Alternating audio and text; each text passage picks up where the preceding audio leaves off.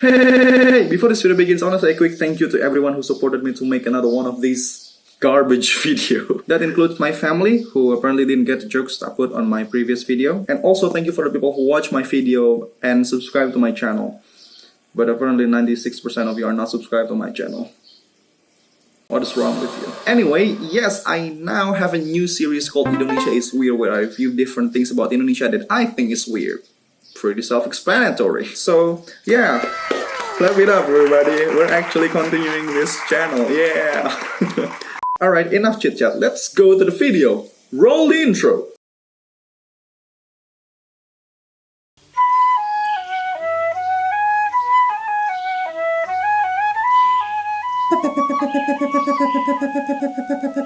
Mom, I can't do this anymore. It's been days since we left home and we don't even have any foods now. We even had my legs the other day. I can't even ride a roller coaster now. I'm really short. I'm like 3 feet. It's okay, honey. This is our destination. This is where we're gonna find our treasure. Let me take out my trusty metal detector. Beep, beep, beep, beep, beep, beep, beep, beep, beep, beep, beep, beep, beep, beep, beep, beep, beep, beep. Honey, look. I think I've got something. Can you help me to dig this up? What? Are you kidding me? I can't even stand. Yeah, but I'm kinda tired holding this metal detector, honey. Can you please help me just this once? Oh, okay, Mom. Yeah, take out your shovel. Mom, I think I've got something. Look, it's a chest, Mom. It's a chest. I think this is the treasure that you're looking for. Bring it to the surface so we can open it. It's a treasure, Mom.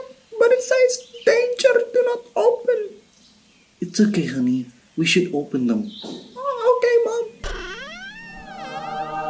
What is it, Mom? Oh my god, I've heard about this. But I thought this was just a myth. It's the thing that almost destroyed humanity 1,000 years ago. It's the family WhatsApp group.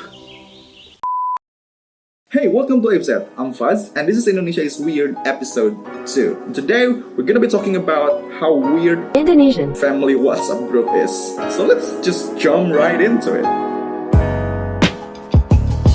So, as you know, people have family WhatsApp group. It's the place where you, your parents, your aunts, and your uncles, and all of your relatives in your family come together and talk and communicate in the chatting app. I don't really know why WhatsApp specifically. I guess it's just because WhatsApp is one of the earliest chatting app that was good back in the day, alongside with BlackBerry Messenger. Rest in peace. And people were already using it for their own everyday use. And now more people are getting smartphones, including boomers. We just kind of use the app that we were already familiar with to make this group. Thus, WhatsApp. It's basically Indonesian public secret at this point that family WhatsApp group always seems like such a weird place, or apps, or whatever you want to call it. Sure, it starts with a good intention of connecting people, your relatives together, so that we're keeping up with their updates. But still, it's such a real weird thing for some people, especially younger generation like me. Not that my family WhatsApp group is anything like that. I love my uncles, I love my aunts, I love my relatives. This is just something that I heard from other people. Right? This is not a personal story that I tell to you guys. I'm sorry. I think the main reasons for that are, number one, before we have this chatting group, we don't communicate a lot as a family, right? And when we do, in some family gathering, like once in every 6 months or something, we mostly talk about ourselves. So the topic is nothing weird or sensitive. Number two, when we have family gatherings, we usually stay in groups. There's usually a group of dads, a group of moms, a group of teenagers, something like that.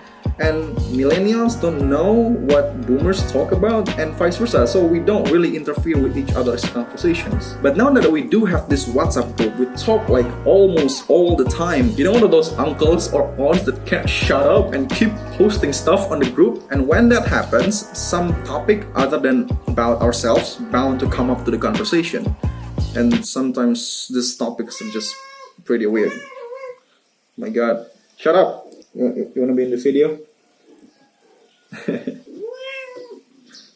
Hello everyone. Yeah. I fed you, alright? Sorry. And the thing is that everyone can say that. All the moms, all the dads, and all the kids. And to me personally, it just feels weird to be part of boomers' conversation that mostly millennials can't relate to. Oh, by the way, I'm gonna say the word boomer and millennials a lot in this video, and what I really mean is older generation and younger generation. It just makes things easier to pronounce, alright? I'm sorry, what's that? You're not familiar with this family WhatsApp group?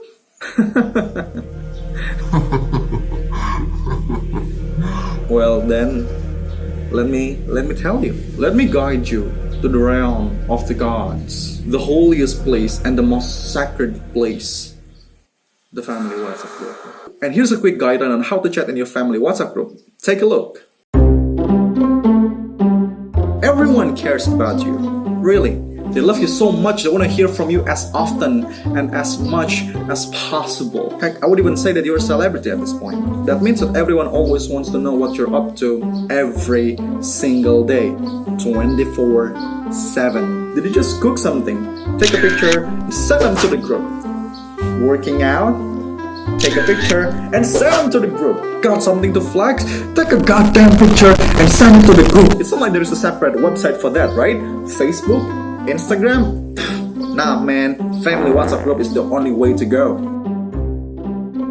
If you ever find yourself in a situation where you have to reply or you want to reply to anything that anyone is talking about in the group, make sure you always slap a bunch of those emojis in there. Boomers love those emojis. It's funny, it's haha, but most importantly, they truly represent your excitement, your appreciation, and your expression to whatever the heck is everyone talking about in the group.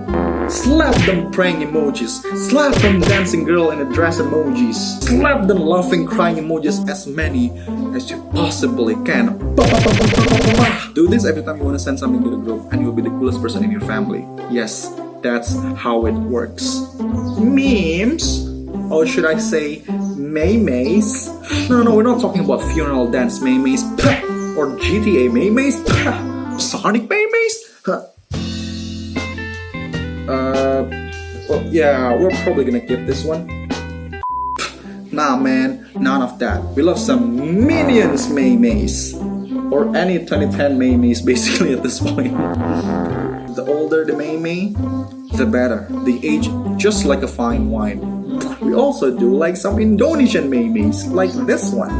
In case you don't understand, the translation of this is health tips. If when you are at your 40s, you run 5 to 10 kilometers a day, that will mean at your 60s, you will be running so far away from your house.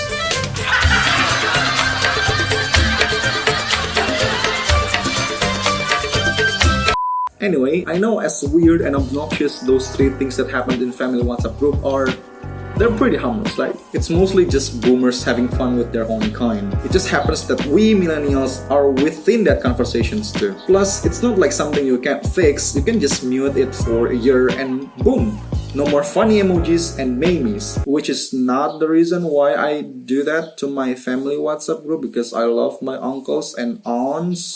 However, part of my concern is also that family WhatsApp group is known as the most common place for false information to spread. And I bet you yourself can relate to this pretty easily. I know it's not something that happens only to family WhatsApp group. It can happen to all kind of chatting group, in all kind of chatting apps. I'm just saying that family WhatsApp group has been reportedly the most common place for this to happen. This is also something that is not specifically happen to some certain age. I think receiving and believing in false information can happen to the best of us. Although who am I kidding, it's boomers.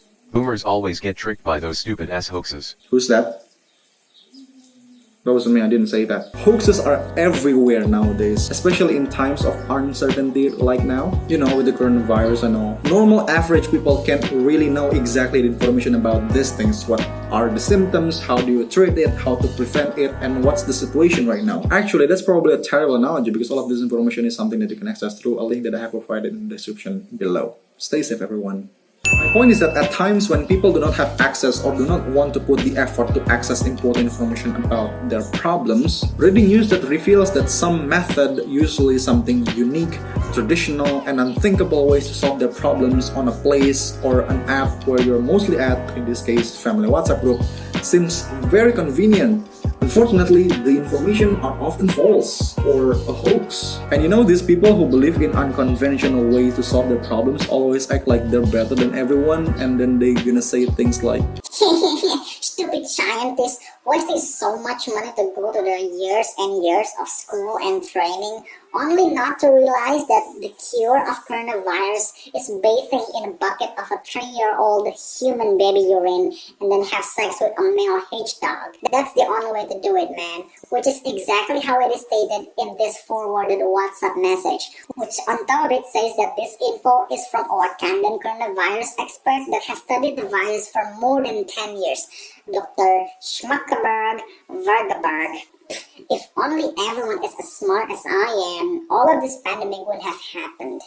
apparently the government, or specifically the police, is trying to put a stop to it. But the problem is that the method that they will use is still in question. Because you're bound to breach people's privacy if police have to sneak into people's WhatsApp group and check if there's any false information being shared.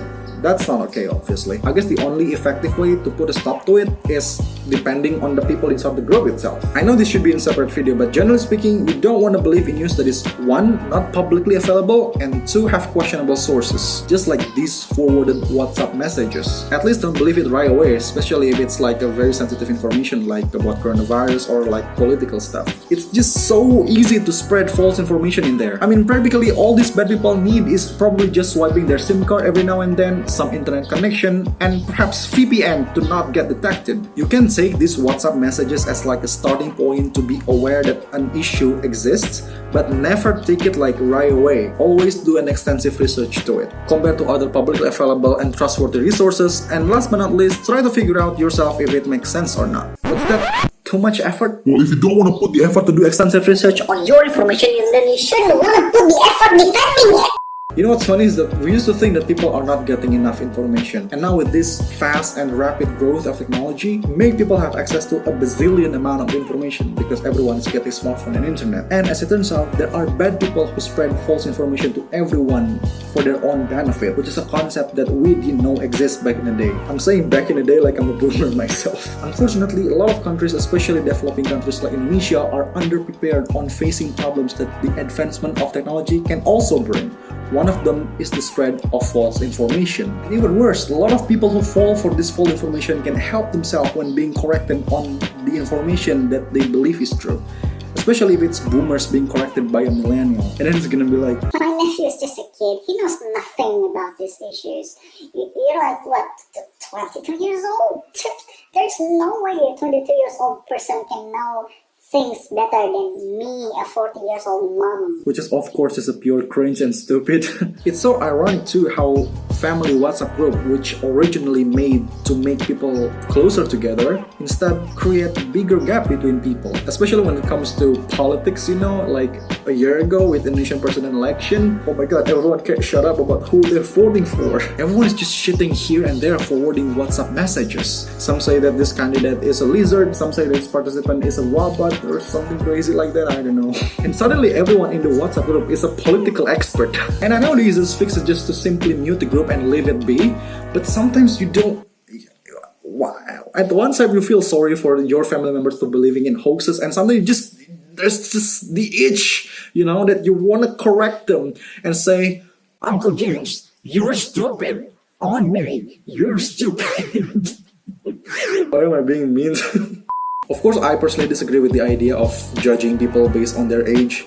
I think everyone deserves the same amount of right and should be treated humanly, which of course includes being heard properly. I think we all should realize that being informed is no longer a matter of age, because every information that you want to know about almost everything about this world is one click away in your smartphone. I wish things get better, of course. Apparently there are criminals who have been captured by the police who has proven to be spreading false information. I don't know how did they do it, but they did. Congrats. But most importantly, I do hope that people becomes a better information digester. That is to say that you don't believe in one information, especially the sensitive one, simply from one source, but instead compare it also to the other source and see if that makes sense or not. I hope that the use of family WhatsApp group is exactly how it is meant to be, to drive people closer together in your family member, especially in times right now when we cannot really meet our family members because of the coronavirus and all. Okay, that is all for the video. Sorry I got into a lot of tangents. What do you think about your family WhatsApp group? Is it cool? Does it suck? Is it cringy like everyone else's? Let me know in the comments below. And also, I'm open to suggestion. If you guys have any suggestion about what should I talk about in the next video, then you can put that also in the comments below. Thank you guys so much for watching this video. Please leave a thumbs up if you like it. Share and subscribe. Hit that like button and subscribe button, and also notification thing. Click here to see another one of my video, or click this to subscribe. I don't know how that works. Okay, thank you so much. I'll see you guys in the next video. Bye!